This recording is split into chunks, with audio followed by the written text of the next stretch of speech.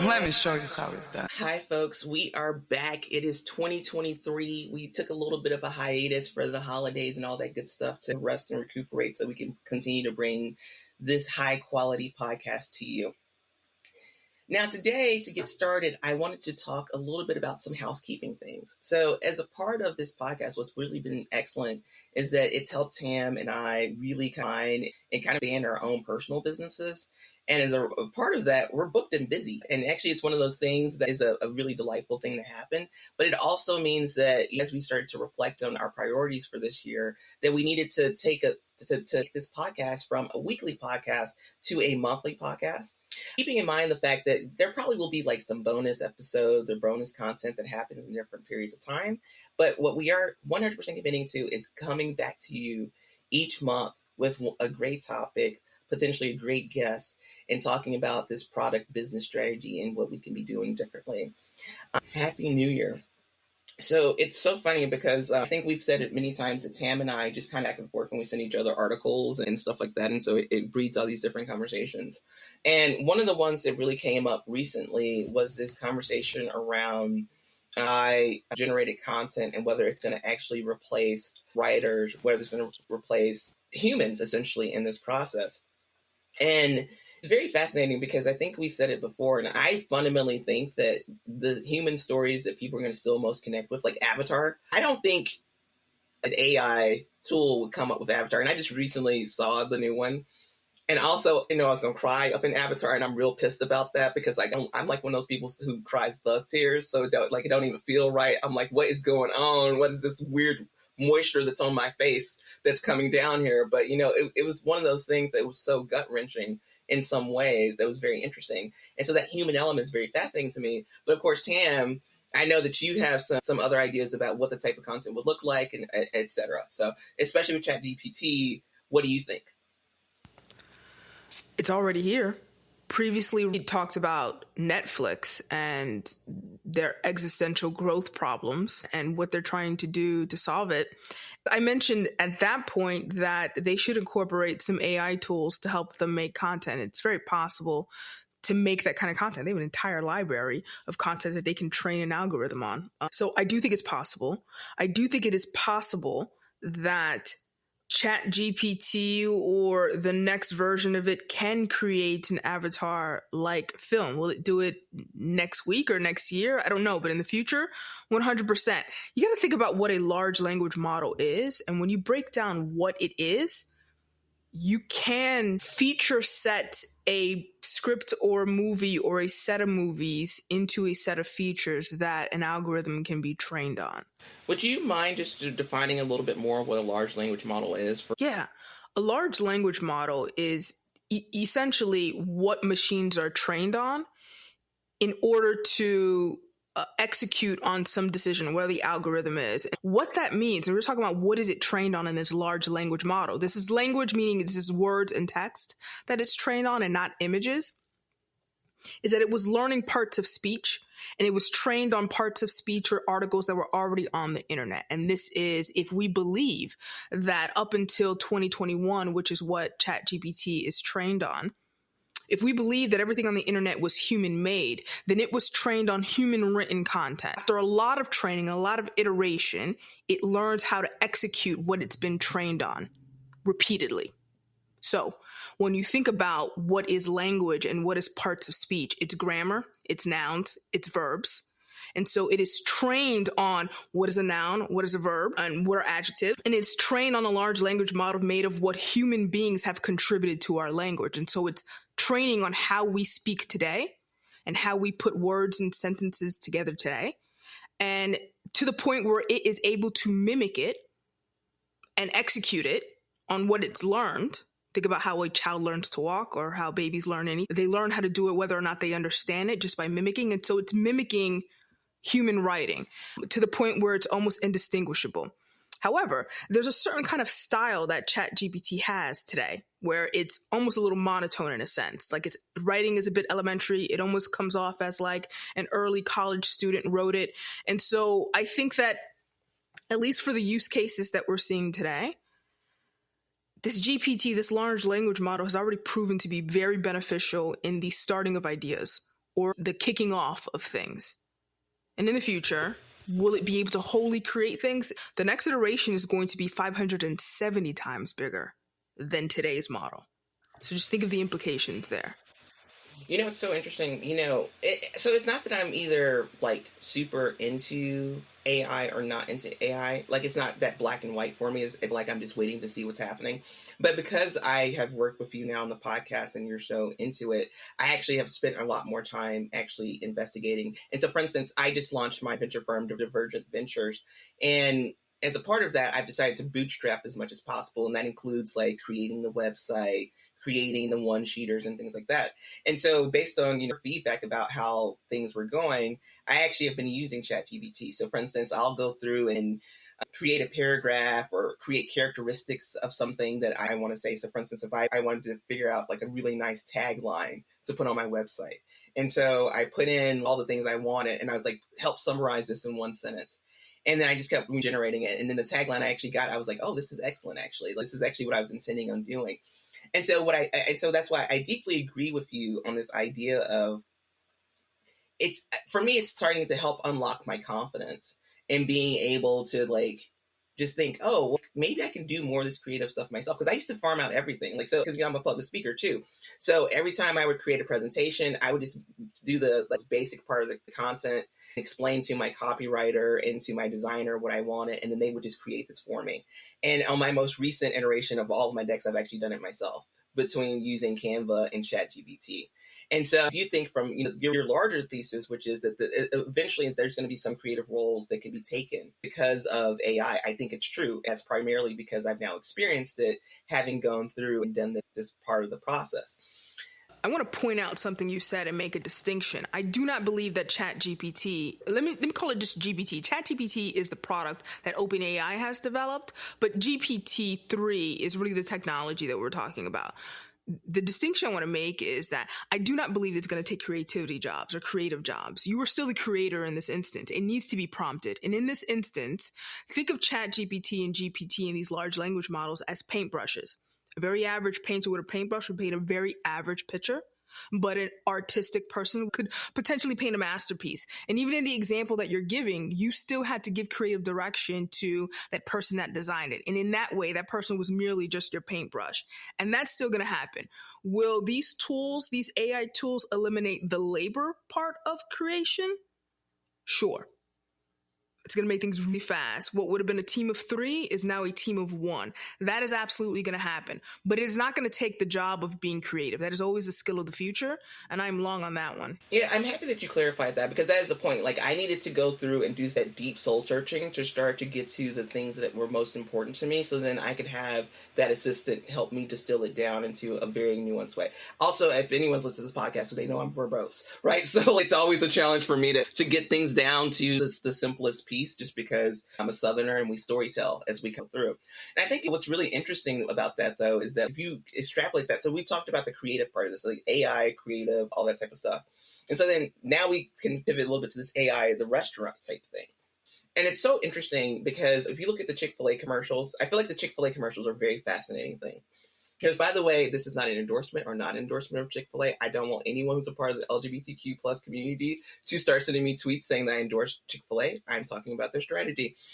As a part of their strategy, they have these commercials where they're talking about their employees having these deep connections with their local communities, right? So the employee who helps the single mom, the employee who knows how to do sign language, the employee who noticed the person was having a medical emergency. And that's what their commercials are. And I also, just for full transparency, my very first paid job, corporate type job was at Chick-fil-A at 14.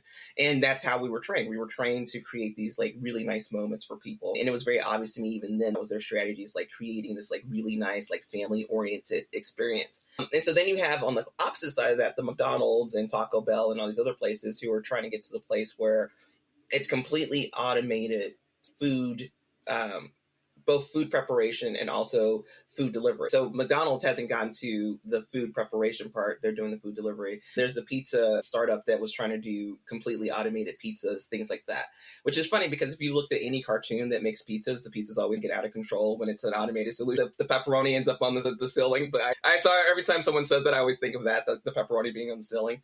And so it's so fascinating because I think to some extent, like, so I also was a store manager at Target. So I've had a lot of jobs, y'all. So to just say that. So I was also a store manager at Target. And I know that Walmart also is trying to automate things. And I know that Amazon obviously is also trying to automate things. And the biggest differentiator at Target was we would actually come over and do customer service and be helpful to you and support you. And so people liked working with us because it was really easy to work with us.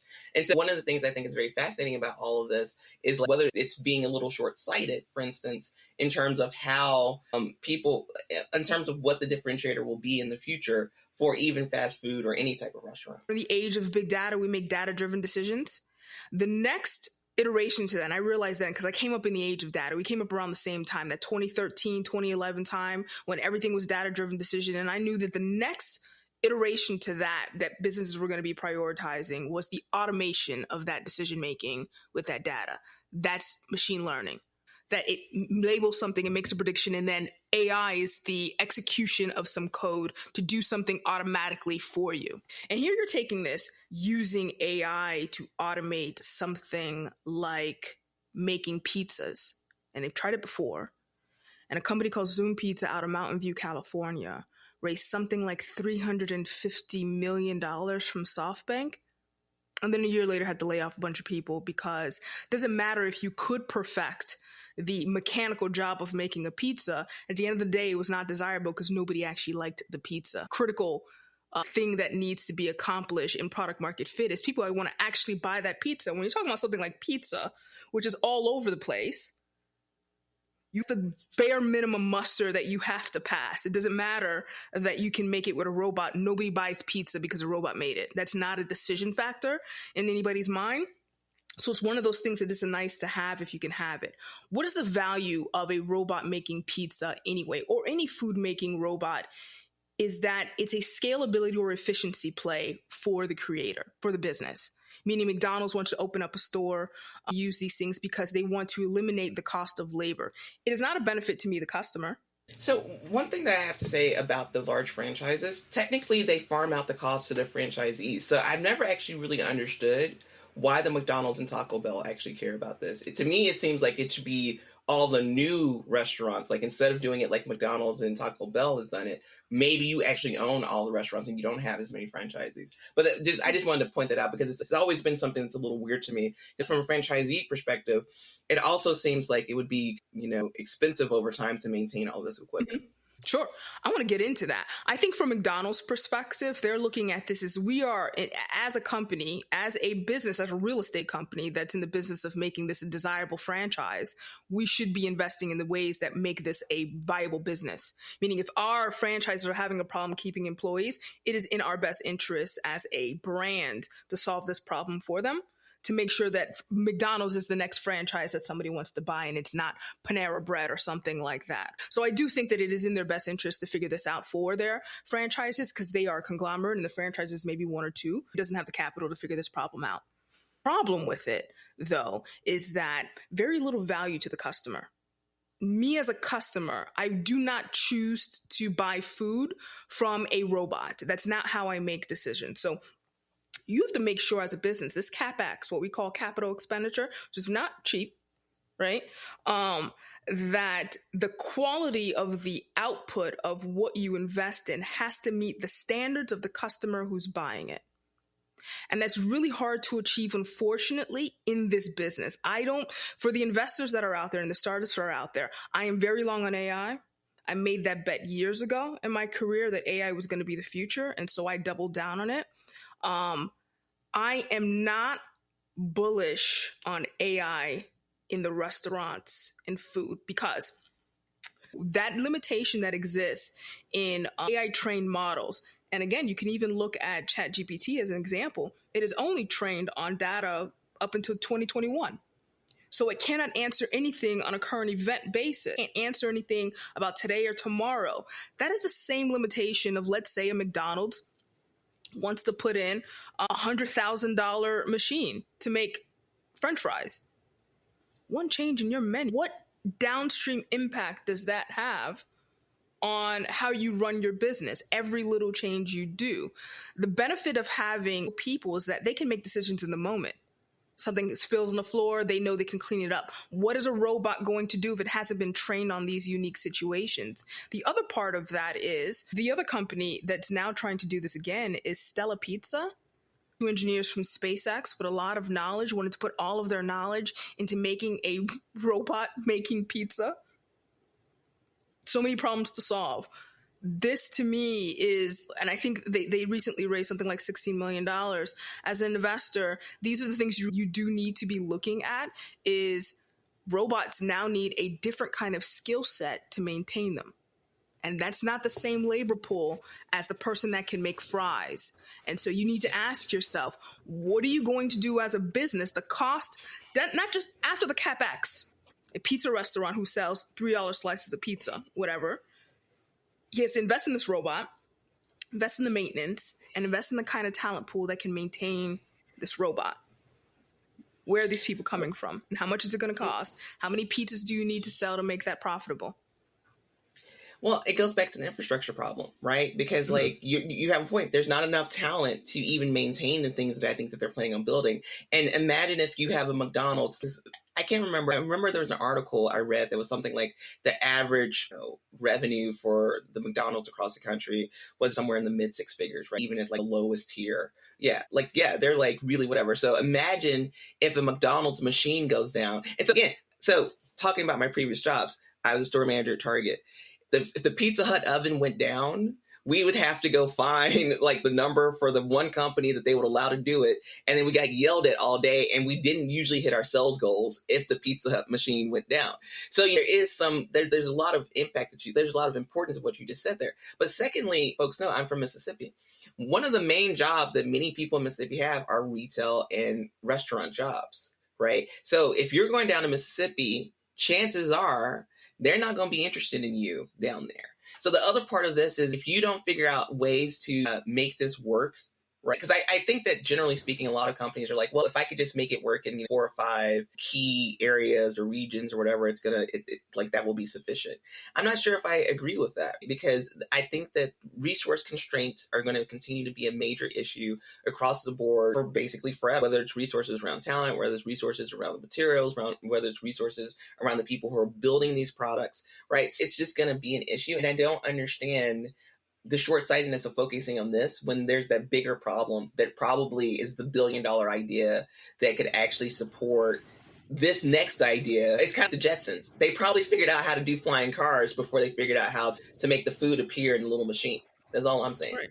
Right. There's a little bit of free advice and product market fit. There is a place for this type of technology, and it's wherever you have a discrete advantage, meaning where there is no better alternative than your pizza making robot.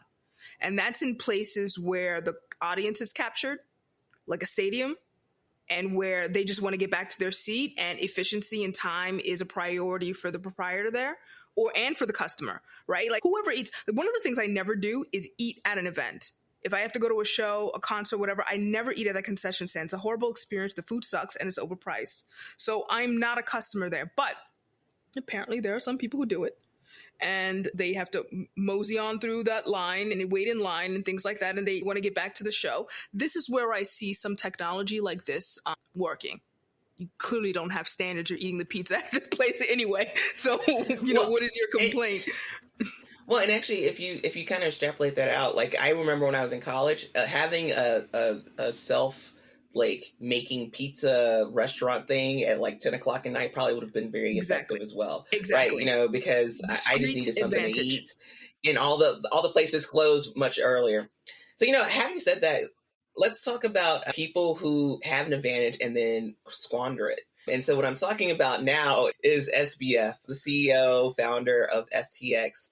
And it's so interesting because I think I sent you the article, and it was like, basically, it was like, is SBF Madoff, was basically what it said.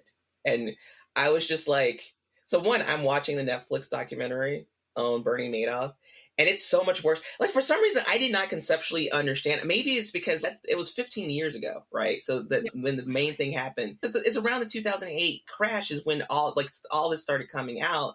And then the actual case was resolved many years later, of course. Like, it was many years later the case was resolved. And it just kind of like, it just didn't stick because I was still younger. It was before like, I remember it being bad. I remember how much it affected so many people. So Memphis, Tennessee has a very large Jewish population. And from what I understood, just being there, a lot of the people I knew, like a lot of their parents and family had invested with Bernie Madoff too. So I understood that it was like very significant and it hurt people that I knew. And that was a big deal. But watching the documentary, it's such a large pyramid Ponzi scheme. Like, legitimately, they created a second floor to just create false information, right? And that was their actual intention. I think, in contrast, SBF was always a person who didn't care about compliance or any rules or creating any systems of accountability. I mean, he literally was playing video games and they thought it was cool, instead of asking, like, why aren't you not taking this meeting seriously? Because we're trying to give you billions of dollars. It's very strange. Like, at the very least, like, I would have showered that day and maybe put on like my better t-shirt, right? Oh no, like, not this guy. So, and then also Madoff, I really do think he was propped up by the fact that other people, because if you actually were to look at the documentary, I didn't realize how many large hedge funds and other investors had put their money there. And many of them were able to get their money out before the shit really hit the fan, which, again, if I was some people, I would ask, like, why did they not have to give up a little bit of what they had? Like, that's a little... At least Madoff cleaned up a bit. Played the part. You didn't have to embarrass people so much. It's a false comparison to compare SBF to Madoff. I think it's too nice. He is the Borat of venture capital. Yeah. This guy was playing a game. And I really do believe he was laying in bed 100%. with that chick Ellison and was like, watch what I'm about to do. It was one of those things. Here's one thing I know about men. They love to show off. They love attention. And some of the things he was doing was purely a dick swinging move. You know what I'm saying? I'm going to sit in this gaming chair, tell these guys what I'm not about to do, and they're just going to give me money anyway. This was pillow talk with him and his girl. His strategy was more... It's very Borat. It's very Borat. Well, and I think added to that, so when FTX was first starting to become popular, I obviously, so I'm always on the hunt for, like, either a new job, and because the thing is that you're always looking for what is going to be the coolest freaking thing I can build in my career, right? And so FTX, when it was first coming up, the way people were talking about it is like, let me investigate, let me find out, maybe this is a company I need to network my way into working at. And so I started looking, though, at the leadership team.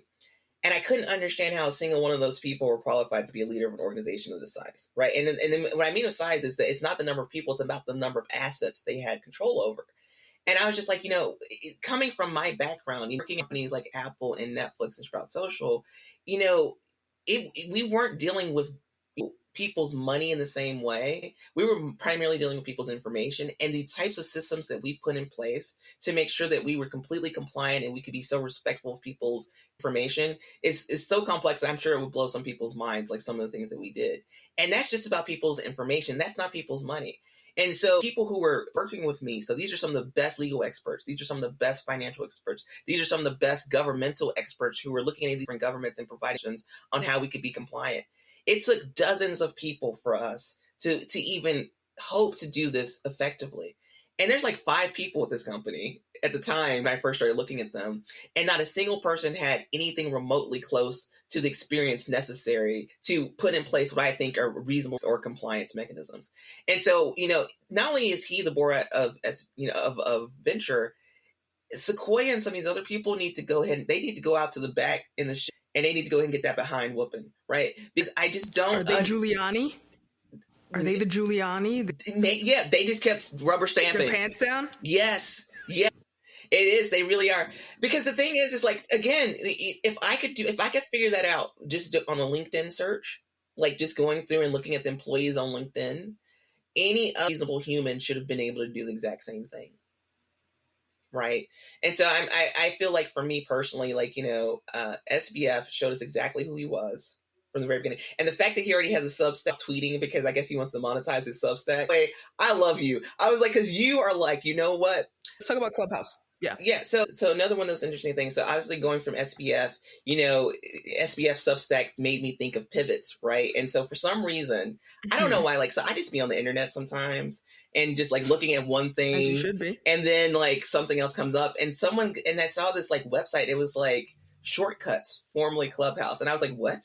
And so I just started looking through and I was like, oh my gosh, Clubhouse. So if y'all remember, we did an episode on Clubhouse many moons ago, and we were talking about whether there's a future or product, and we said it was a future. Well, apparently they agreed too, because they have now pivoted into this Shortcuts product, which seems to be like they pivoted into a different direction. Yeah. We didn't predict any of these pivots. It's like so this new Shortcuts is basically like some sort of like Jira type of competitor, or at least it seems like a Jira competitor, because it allows product engineering teams to do the end-to-end work to launch products or whatever.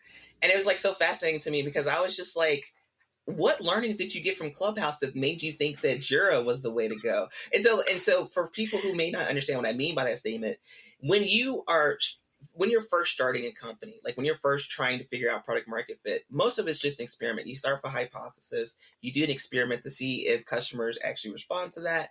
And then whatever the response is your learning, right? And so then based on your learning, you make strategic decisions on how to move forward.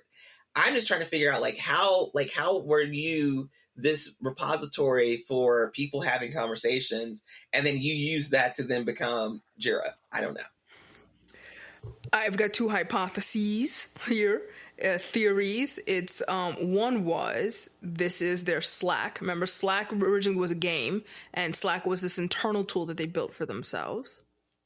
Maybe. The other is they had a hackathon. This was the best idea they came up with. My other thing is I couldn't find any data on how much money they had left or how much money they're saying they had left or whether they raised any more money. Because the other thing is they raised so much money before. Like, I'm hoping, like, it would be very curious to me if, like, they just, like, maybe as soon as the, like, really offensive people got on their platform, they just stopped spending money and they were like, well, we're going to have to make a move. Right. And so that's why, maybe that's how they did the hackathon, because they're like, we still have all these tens of millions of dollars and we need to reallocate it somewhere. So where are we going to reallocate it to? I want to know how or if they changed their leadership team in any way. I mean, they were recruiting people, from adjacent type of industries. Yeah. So social media type people. Like, what do they have to do with product management, delivery? So I did take a look at this. Productivity systems. So some of the people that I saw who had left like media companies and social media companies and stuff like that, when Clubhouse was really hot, I remembered them. So I actually started looking down the employee list, and many of those people don't work there anymore. So I do think that so the people who had come in very specifically for the Clubhouse out of it I think that it's likely many of those people did leave, and now you just have the people who are left over. And actually that's actually a really interesting conversation, because so as a part of my venture journey, I try to have as many conversations with other VCs as possible to talk about these things. And one of the VCs that I was talking to recently, she was talking about a company that they first put money into, and it started off as a finance product, and now it's like an entertainment platform. And I was just thinking to myself, I was just like, what would, like, as a VC, right? Like, it's a different thing when you've put in a few $100,000 or $1 million, or even, I might even go up to like $5 million into a company.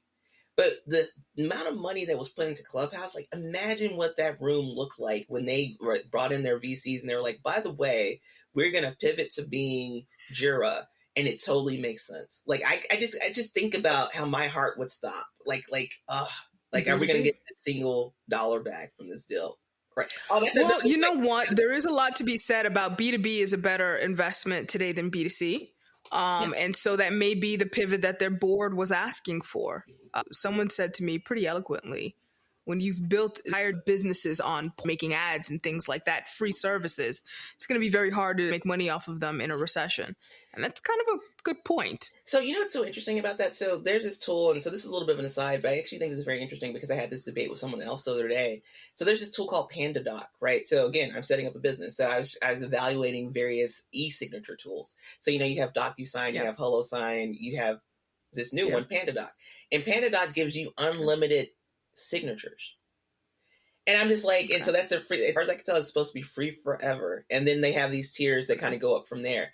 And I was just thinking to myself, I was like, how are you going to change someone's behavior when you gave them free signatures for months and months or potentially years? Right. And then like, why do you want to do that? Literally, I just kept coming back to is like, I understand like maybe if they had done like 5 or 10 or 20 a month, that would have made more sense to me than like unlimited. That's crazy. And it's like increasingly I am concerned with the focus solely on growth, right? Because it has to be scalable and practical growth, right? Like I don't understand how you convert. Like, because you have to be able to convert people. Like, and that's a big issue. Whole another episode. We will do it. Yeah. That conversation about the cold start problem and how you start these behaviors that are very hard. So I just wrote an article about it. Why rapid food delivery was doomed to fail. You created a really bad behavior by incentivizing people by giving them free coupons and stuff for 15 minutes. It was something that you couldn't maintain. I do think that it's a bad strategy to over incentivize people on a behavior. It's going to be really hard to get them off of that behavior when you need to wean them off. Being a sugar daddy. No sugar daddy can tell a sugar baby, sorry, not this month. That's not your sugar baby anymore. She's going to the next one. Exactly. Like, this is historical. Yeah, and it goes to like, even so, like exchanges, right? So I have a buddy who works at Gemini.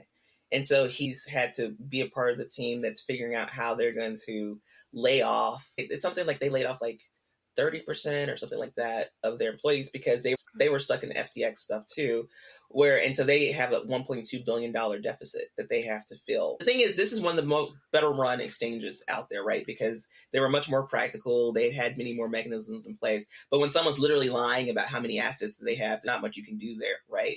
Other than go take them to the shed again. The shed is going to be very popular for some people. And so I do think that there's something to be said about like those exchanges incentivize people by giving these crazy rates, which were unachievable, especially when you think about the fact that the whole point is that it was supposed to be decentralized finance. Like, why are you trying to bring together thousands or millions or billions of users and centralize their finances? Like, you were doing the exact opposite. Capitalism. Because capitalism only succeeds when you control the market. This is why I was never bullish on crypto and this idea of decentralized. You cannot win a market being decentralized. Capitalism has already proven that. This is why they fight for monopolies. This is why we have the laws in place to fight that, because all they want to do is capture more ground. And you are fighting against that really large incentive to control things. Yeah, it's so interesting that you say that, because I was just reading an article this morning about Figma and Adobe and how that deal may not go through. And I would be so excited that if it didn't go through, because one of the things, so Adobe is a much better product today than it was a year ago or 2 years ago or 5 years ago because Figma exists, right? It also is better because Canva exists too. And so if there's anything that we can do, like, innovation only happens through friction, right? If you're in a boxing ring and like you about to get that one hook and you about to get knocked out, you go into that survival mode and you're like, no, I'm going to survive. Like, that's what we need to create, those circumstances for corporations all the time. Because that's how you actually get to innovation. Because again, I'm trying to get to flying cars, right? I'm trying to get to like teleportation. I'm trying to get to that stuff that's like the stuff of imagination. But we can't get there if we can't even have a real conversation about the fact that you should be making better products. No, everybody's trying to create their own DMV. You see why the DMV is never going to be incentivized to create a relaxing and inviting experience? Why can't the DMV put a coffee shop in there? Why can't they put massage chairs in there? Why? You need them. They don't need you. And that's the advantage that everybody tries to get. DMV status. Thank you so much for listening to the Drops Podcast. We love having you. We love your feedback. Please do connect with us across social media. We are the Drops Podcast on Facebook, Twitter, and TikTok. And we also have a great email, thedropspodcast@gmail.com. You can send in any questions that you have, and we definitely would love to answer them on the podcast. Feel free to ask just about anything, because we have experienced a ton of different things. Again, thank you so much for listening to the Drops Podcast.